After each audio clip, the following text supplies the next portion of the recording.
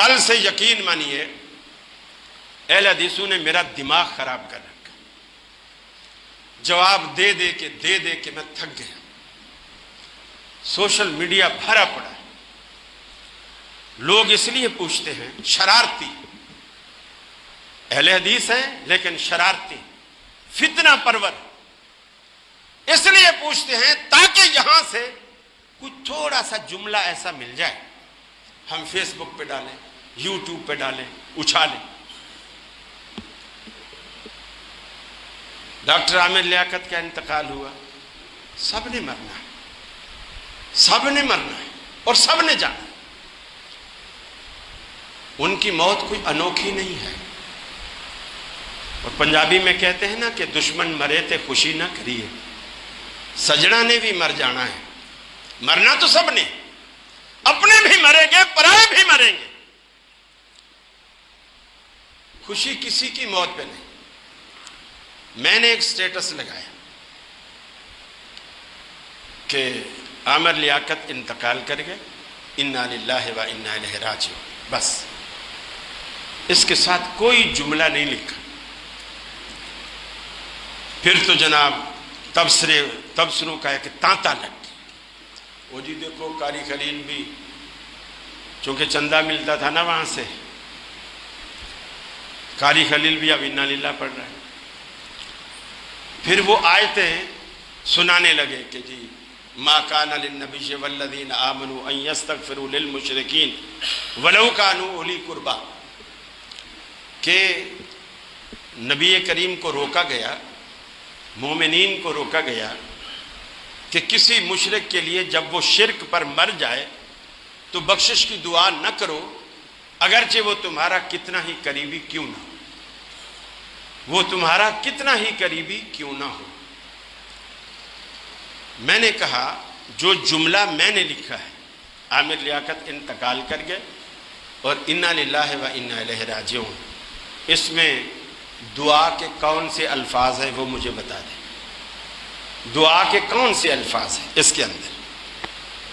لوگ جاہل ہیں، یہ پڑھتے بعد میں ہیں، مفتی پیدائشی ہوتے ہیں۔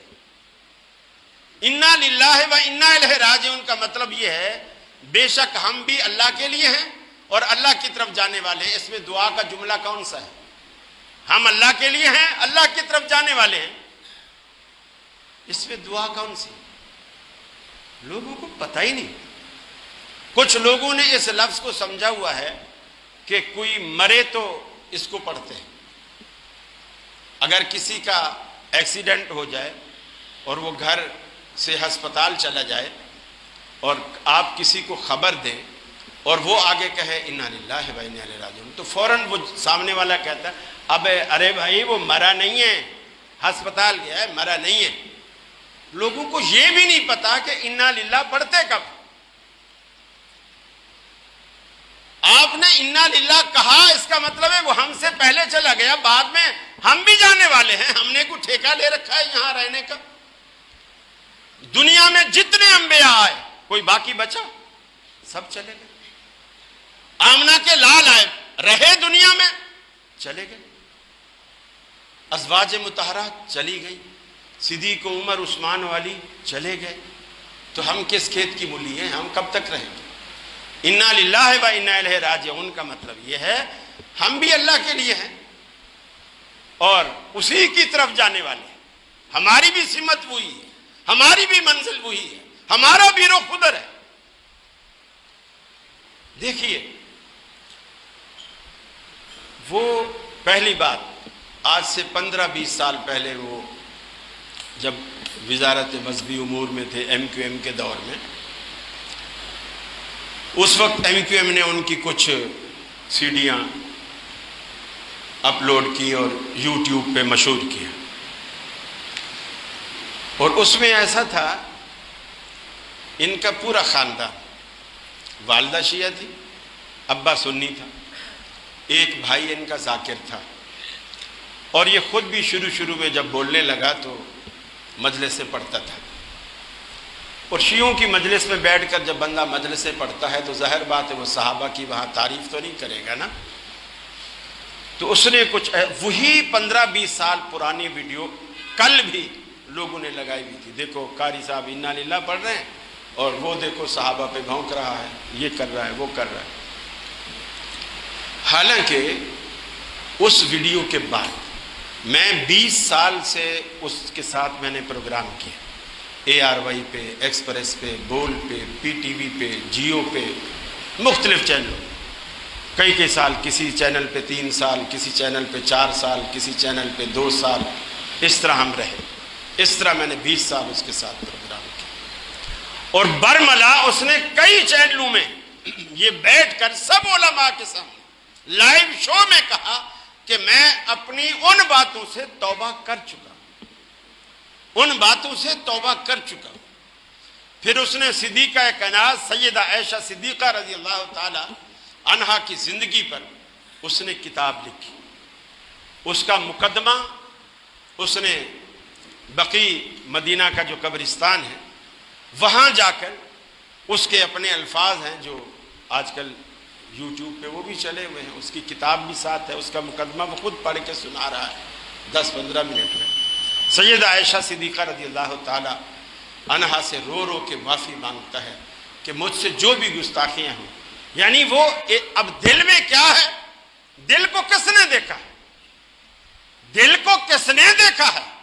ہمارا فرض ظاہر پر یقین کرنا اور ظاہری, اب دل میں کچھ جھوٹ. رسول اللہ صلی اللہ علیہ وسلم کے سامنے ایک صحابی بھاگا کافر کے پیچھے اور پہاڑ پہ چڑھ گیا. جب یہ بھی اوپر چڑھا اس نے اوپر کلمہ پڑھ لیا, اس نے پھر بھی قتل کر دیا. رسول اللہ صلی اللہ علیہ وسلم اتنے سخت ناراض ہوئے, اس کو کہا کہ جب اس نے کلمہ پڑھ لیا پھر تو نے کیوں قتل کیا؟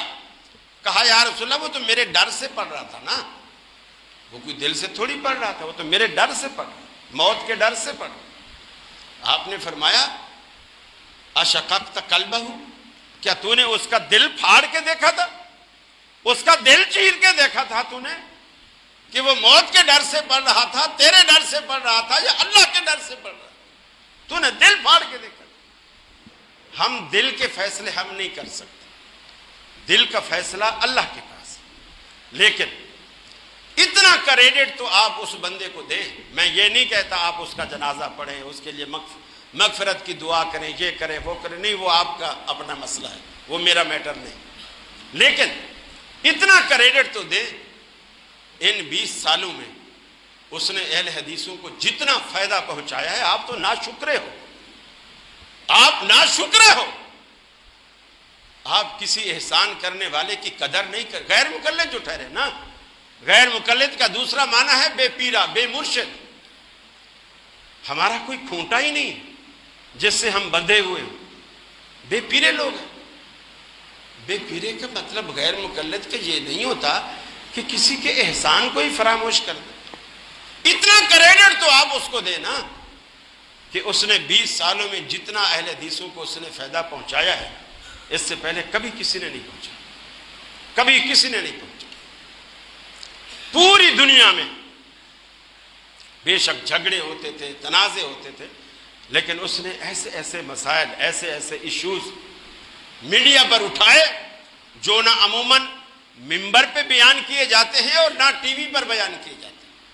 اس نے بڑی جرأت سے انہیں بیان کیا. اتنا تو آپ کریڈٹ دو نا اس کو. باقی آپ کی مرضی, گھر میں بیٹھ کر آپ جو مرضی آپ سمجھتے ہیں اس کو گالیاں دیتے ہیں, شیطان کہتے ہیں, کافر کہتے ہیں, مشرک کہتے ہیں. لیکن یہ بات حدیث کی ذہن میں رکھو, اللہ کے حبیب نے فرمایا اگر کوئی بندہ کسی پر فتویٰ لگاتا ہے, اگر وہ فتوے کا مستحق ہوتا ہے تو وہ فتویٰ اس پر لگ جاتا ہے, اگر وہ اس کا مستحق نہیں ہوتا تو فتویٰ واپس مفتی پر لوٹتا ہے. جس نے فتویٰ لگایا ہے وہ اپنے فتوے سے بے ایمان بھی ہو جاتا ہے, شیطان بھی ہو جاتا ہے. کوئی لوگ تو جنت اور دوزخ کے بھی فیصلے کرنے لگے, یہ جہنمی ہے, دوسرا کہہ رہا ہے نہیں نہیں یہ جنتی. حالانکہ رسول اللہ صلی اللہ علیہ وسلم, یہ اہل حدیث کہہ رہے ہیں, رسول اللہ صلی اللہ علیہ وسلم نے اتنی سختی سے منع فرمایا کہ خبردار, جنت کا معاملہ اور دوزخ کا معاملہ اللہ کے سپرد, ہم کسی کے جنتی یا دوزخی ہونے کا فیصلہ نہیں کر سکتے.